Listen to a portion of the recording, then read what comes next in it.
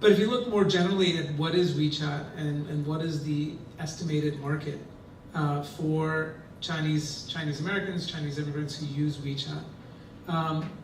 So there are about 2.3 million foreign-born Chinese in the US. We know that they're highly educated. In fact, more recent waves of Chinese immigrants are more highly educated than prior waves of immigrants. It actually is a source of some division and tension within the Chinese American community.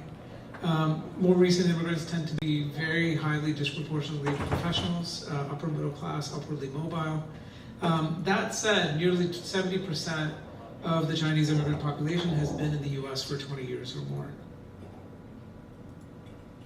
What's important when we look at the Chinese immigrant population and their media consumption patterns is that it's very important to engage with them. I'm sorry for the spacing. It looked fine on my computer, but it looks a little bit off on the screen here.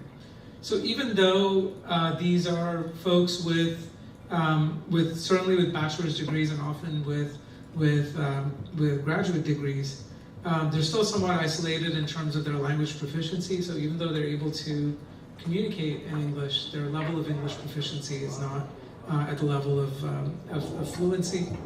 Full fluency. And in terms of their use of mass communication, WeChat is dominant, as we heard earlier today.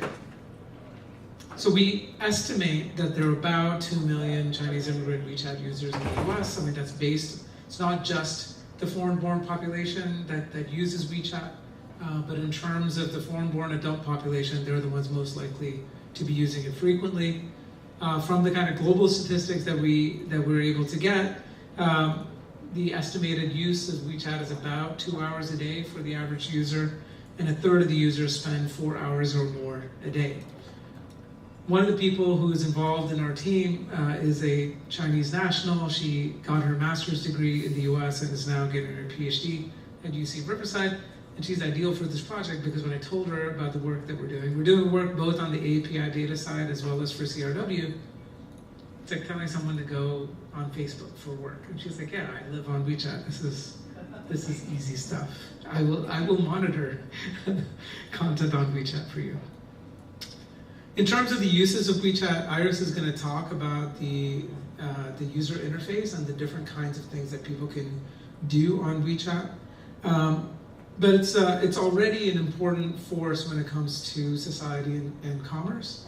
So here's an article from the LA Times that you see on the left-hand side, as well as an article in NBC News Asian America.